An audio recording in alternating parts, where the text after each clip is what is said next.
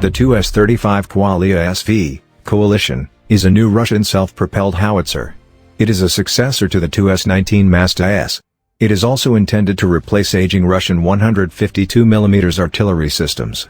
Currently it is one of the most capable howitzers in the world. The first demonstrator was completed in 2006. This unique self-propelled howitzer had two 152mm guns. It used a number of components from the previous Tu-19 Msta-S. The twin-barrel Koalitsiya-SV demonstrator had a higher rate of fire than current artillery systems. It could fire at a rate of around 16 rounds per minute. This demonstrator had a fully automatic ammunition loading and handling systems.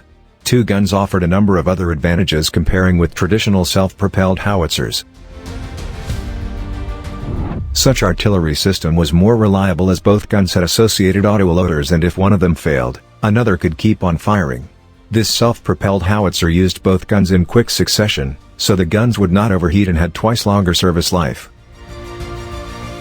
In 2013 a new prototype of the Koalitsiya-SV was completed. It had a different design and only one gun. Initial production of the Tu-35 Koalitsiya-SV commenced in 2014. A first batch of 12 pre-production artillery systems was delivered to the Russian army in 2015.